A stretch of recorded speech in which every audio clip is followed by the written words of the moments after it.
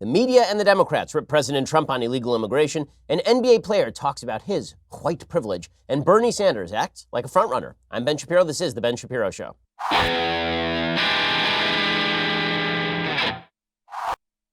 Man, it is such a disparate news cycle. I mean, it's just all over the place. And we'll get to all of the various headlines. We'll pick the apples from the tree of news in just a moment. But first, let me remind you that in 2008, the U.S. national debt was $10 trillion. Today, the debt is nearly $22 trillion. So we're doing great, guys. It is rising like a hockey stick. If you don't think that we're sitting on a house of cards, then you are living with your head in the sand. But since you're listening to my podcast, you are clearly smarter than the average bear. So what is your plan? Can you afford another hit to your retirement, like the last downturn when the S&P dropped 50%? Hedge against inflation, hedge against uncertainty and instability with precious metals. Gold is a safe haven against uncertainty. My savings plan is diversified, and yours should be too. I'm not saying take all your money out of the stock market and put it all in precious metals. I'm saying diversify like a smart person. The company I trust with precious metal purchases is Birch Gold Group. And right now, thanks to a little-known IRS tax law, you can even move your IRA or eligible 401k into an IRA backed by physical gold and silver, which is perfect for people who want to protect their hard-earned retirement savings from any future geopolitical uncertainty. If you look back historically, when the bottom falls out of everything else, gold does tend to safeguard savings. Birch Gold Group, thousands of satisfied customers, countless 5-star reviews, and A+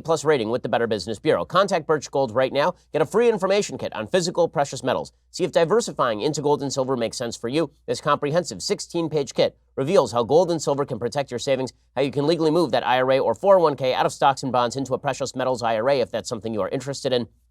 To get your no-cost, no-obligation kit, text BEN to 474747. Again, text BEN, my name, to 474747 to get more information. Again, that is BEN to 474747, and talk to my friends over at Birch Gold Group. Okay, so the big story today is that President Trump continues to be stymied on his immigration plans. A federal court has now blocked the Trump administration from forcing asylum seekers to remain in Mexico while awaiting court hearings. Now, this is not really within the purview of the federal courts. The president does have enormous power over border policy. This is stuff within the executive branch's purview. This is really not stuff within the judicial branch's purview. When it comes to the border, that is a foreign policy matter, and that means that the president does have exorbitant and near plenary power over what to do with America's border situation.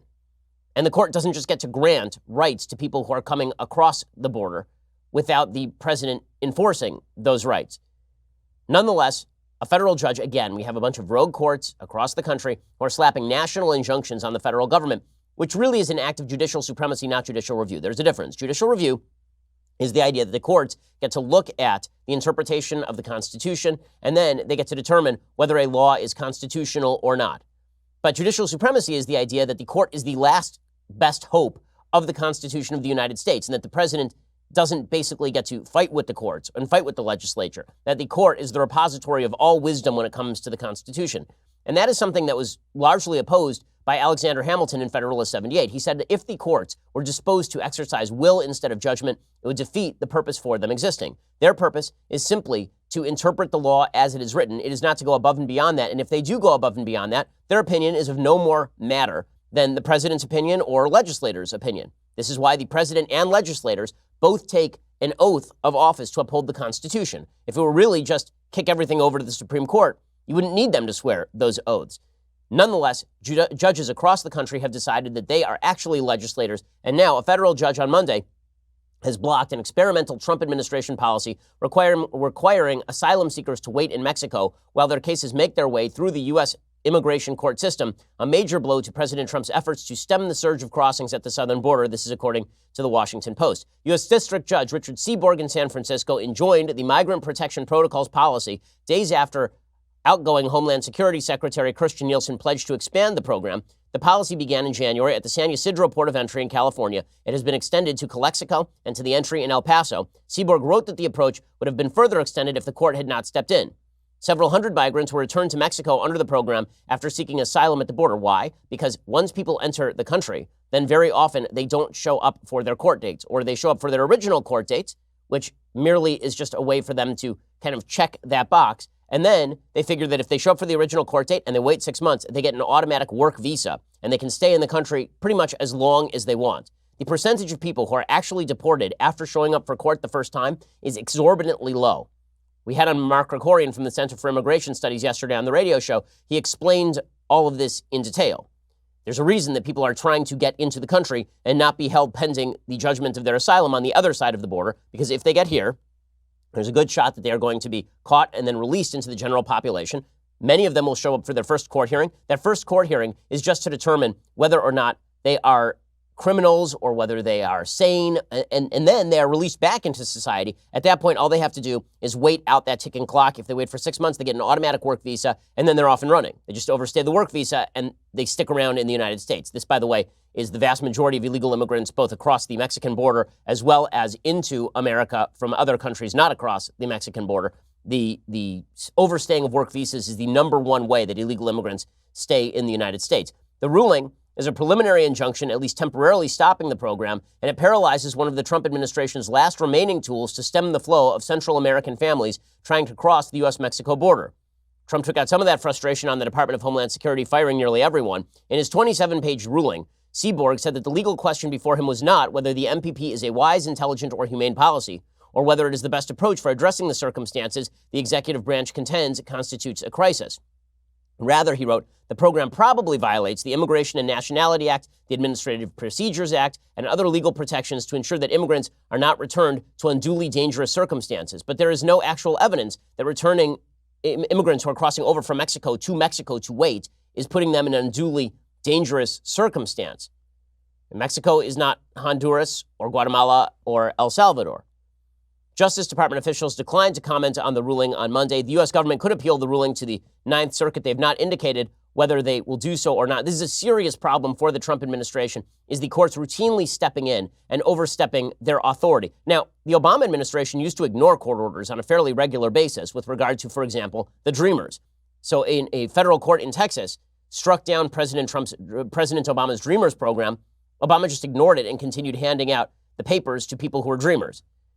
Trump could theoretically do the same thing here, and he probably should, because the fact is there are a series of conflicting lower court rulings. None of them fit with each other. They're all over the place. And this has basically left the Trump administration with no options.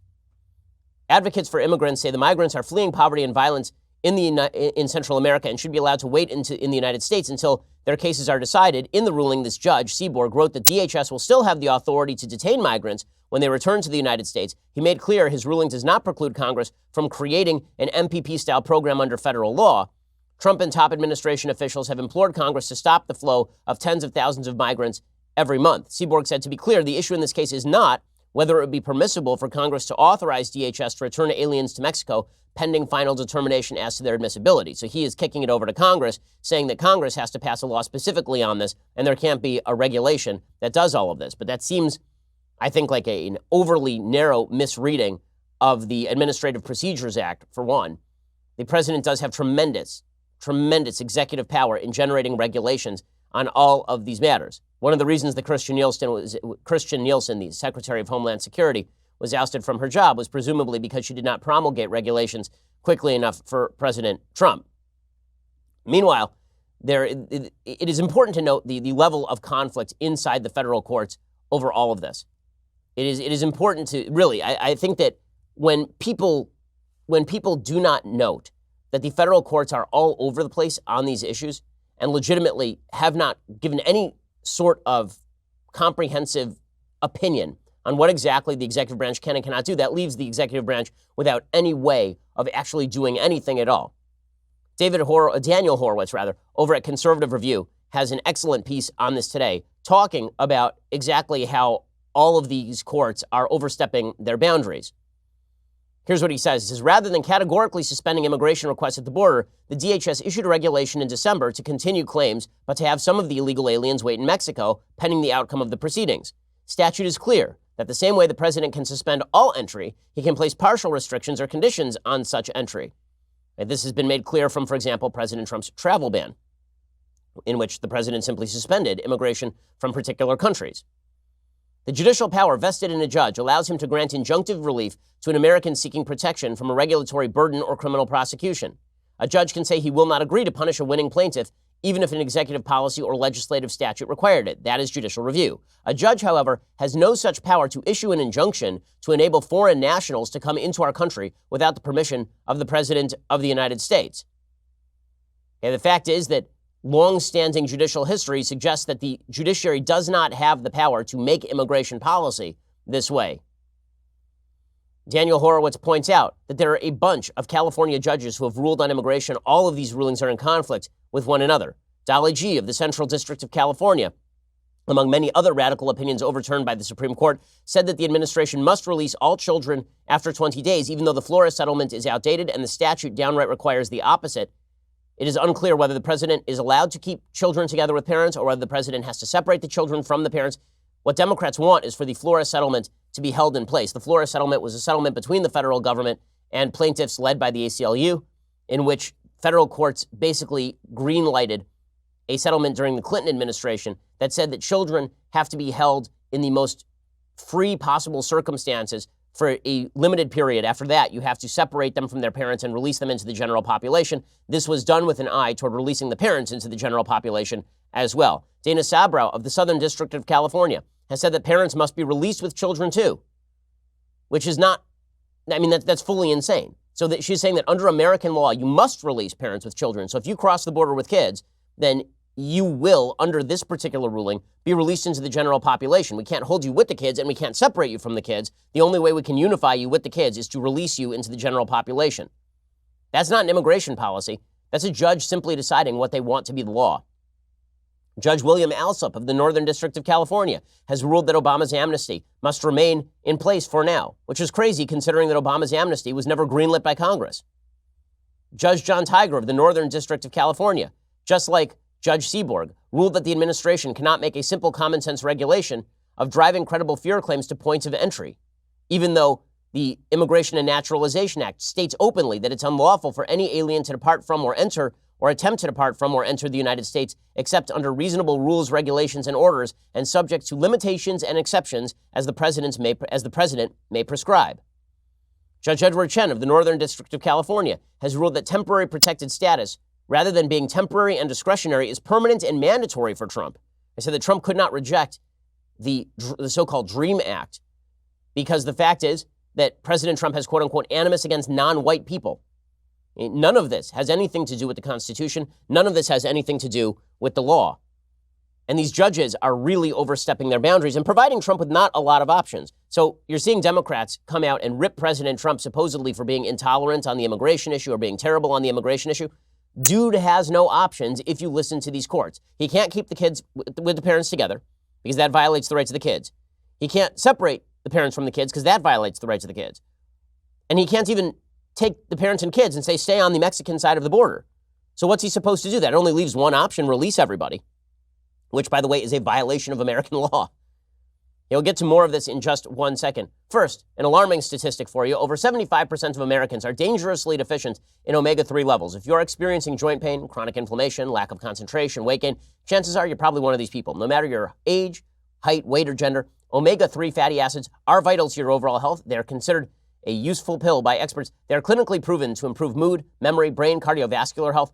Many of the top sellers simply do not contain enough omega-3s to notice therapeutic results. If you want to feel the benefits instantly, what you need is Omax 3 Ultra Pure. It's the only game-changing omega-3 supplement on the market that is 94% pure with a patented EPA to DHA ratio of 4:1 to fight unwanted joint pains and inflammation. Omax 3 is clinically tested, certified, sustainably sourced. It is 100% safe for you and your family. They guarantee it. Omax is offering my listeners 50% off a 1-month supply of Omax 3 plus free shipping and a 60-day money-back guarantee, so you really have nothing to lose. Just go to omaxhealth.com and enter promo code Shapiro today. Take advantage of this incredible savings. That is omaxhealth.com today. Enter promo code Shapiro for 50% off a 1-month supply. You hear the hype around omega-3s? Well, give it a try. Go to omaxhealth.com and enter code Shapiro. Everyone can benefit from Omax 3. Go check it out right now. omaxhealth.com. Enter promo code Shapiro. And meanwhile, President Trump being clubbed about the head by the media and folks in the Democratic Party for his temerity in suggesting that perhaps he'll leave it up to illegal immigrant parents what they want to do with their children.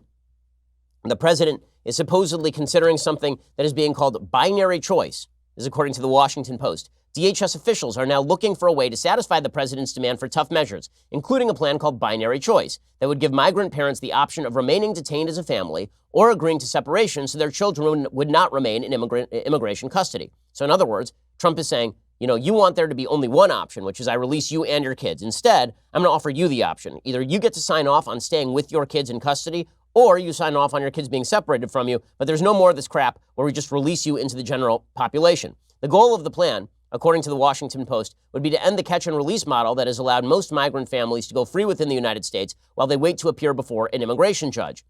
Implementing binary choice without lawmakers' approval risks another court injunction.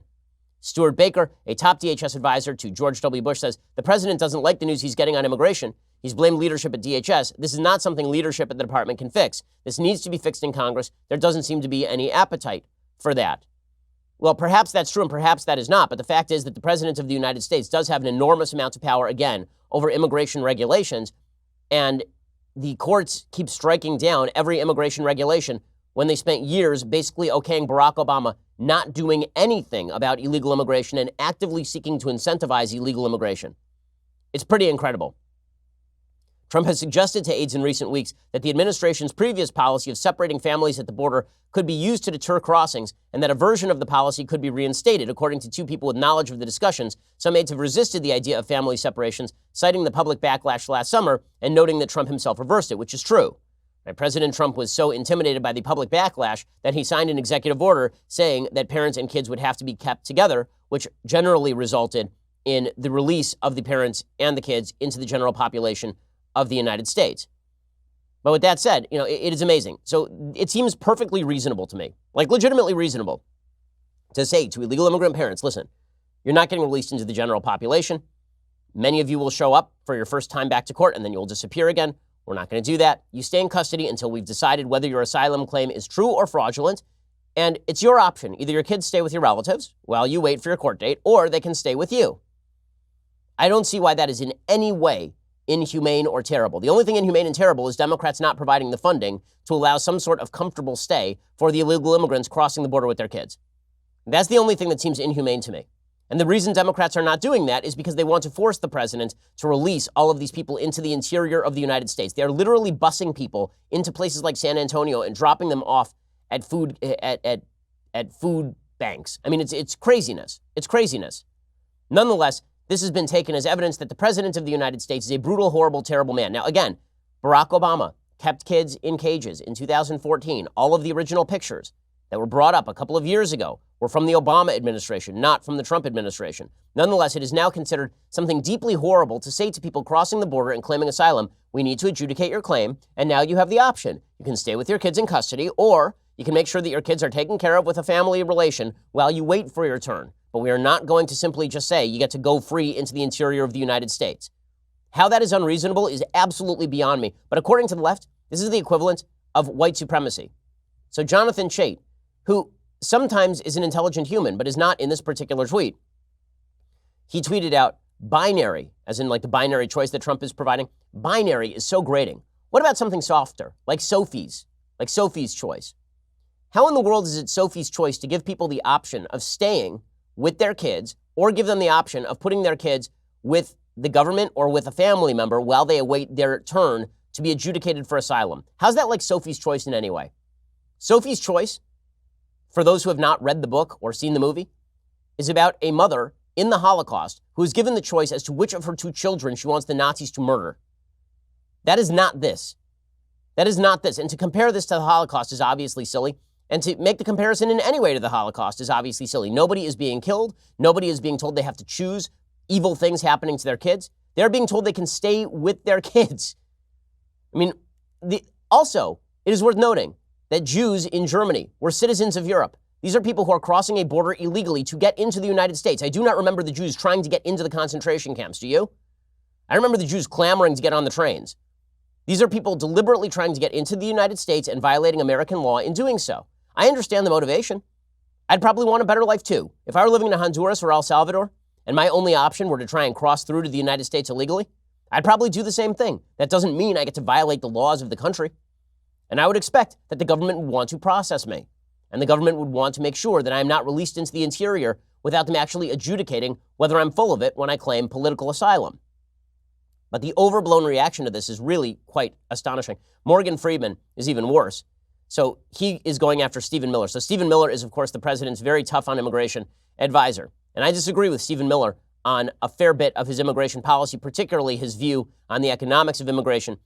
He suggests that we should cut down legal immigration too because it's a threat to American jobs and all of this.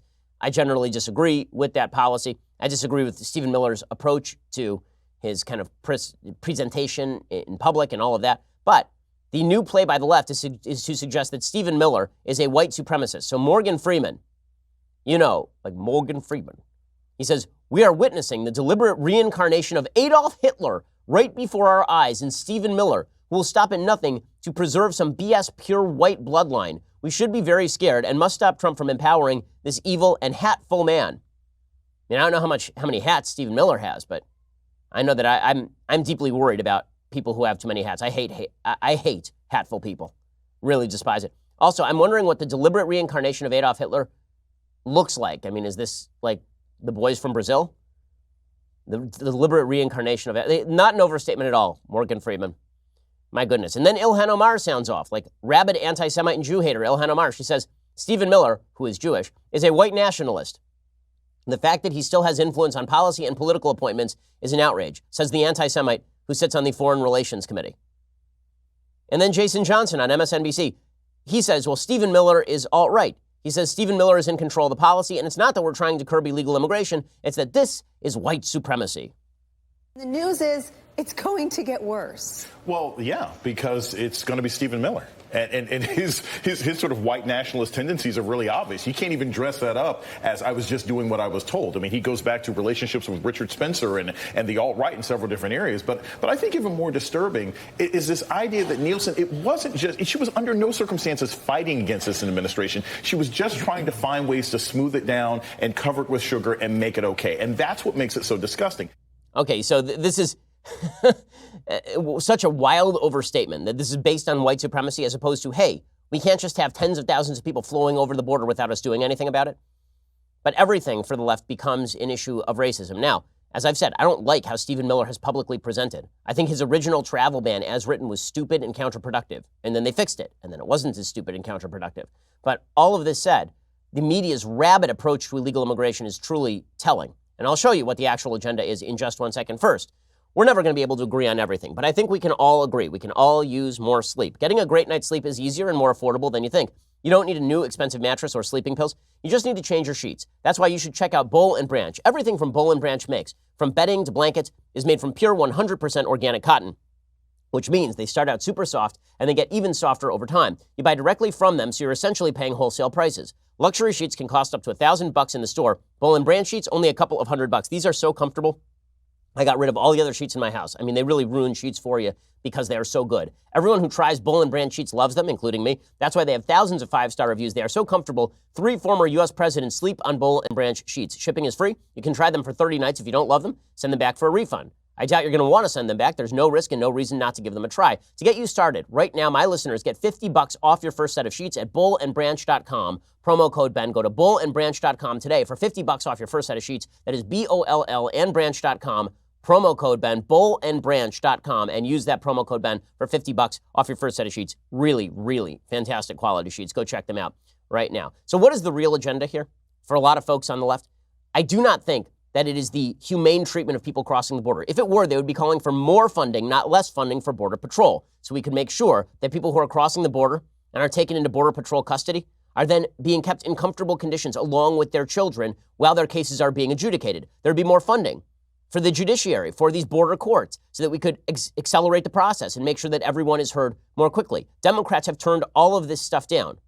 Instead, what they want to do is create a false scarcity in the Border Patrol system so that they can then claim that Trump is being cruel. That is the goal here, to claim that cruelty is the goal.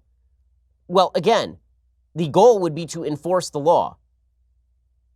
Now, Trump and his people haven't helped themselves because there are all sorts of reports that have been put out by the media that Trump says that he wants to magnify family separation as a deterrent for people who are crossing the border. And that, of course, I've said over and over and over is wrong. But if the Democrats and people in the media are claiming that Trump's cruelty is sort of a feature, not a bug of the system, so too is the Democratic program, which is deliberately robbing the CBP of the support that they need in order to make sure that the system is not cruel. But here's Anderson Cooper calling Trump cruel, not the Democrats who are withdrawing all the funding. president, whether he likes it or not, has explicitly embraced the notion of family separation. The cruelty, it's not a bug of the system, it's a feature, which may have been a bridge too far for Secretary Nielsen, but even if it was, it comes at the end of a very, very long road, which she has been traveling for a very, very long time. Okay, so it's a feature, not a bug, and everybody who's involved is cruel and brutal and terrible and awful and cruel and brutal, except for the Democrats who refuse to fund this stuff. So their line is going to be that Trump is being unethical and terrible. Juan Williams on Fox News tried to make the same point. The truth is that Obama was dealing with unaccompanied minors. Here you have families. So you have moms and children who were separated by Nielsen. And yes, the second and point, why? Again, I think that it's not only is it illegal, why. it's unethical and immoral. So but what do I you do? think So you that's put them why. in the same position, No, in the same I'm just saying what you compound said with wasn't strangers. True. It's just not true what you said. But I'm going to say something else. So it was working perfectly. It wasn't working. We have a different kind of issue now with so many families and children with those families. Okay, so you can hear Greg Gutfeld shouting over and over, why? Why? And Juan Williams will not answer the question because here is the why. Tom Perez, head of the DNC, explains that he doesn't want a tough border policy. He thinks a tough border policy is dumb. He wants open borders. Okay, that's the real rationale here. People in the Democratic Party are using this as a wedge issue to try and drive Hispanic voters to the polls. They want to portray the Trump administration as cruel and inhumane. They want to increase the number of people who potentially will be given amnesty so that they will vote Democrat. This is not about the humane treatment of people crossing the border. I want all those people treated humanely. So do you. Everyone wants people who are entering the country and legitimately have asylum claims treated humanely. I want them kept in comfortable conditions while they await the trial to which they are entitled on their asylum claim. And I want people who are falsely claiming asylum not to be able to enter the country. I want those people to go to the back of the line and not cut the line. And I want those people to apply the normal way. And I have deep sympathy for people who are trying to get into the country.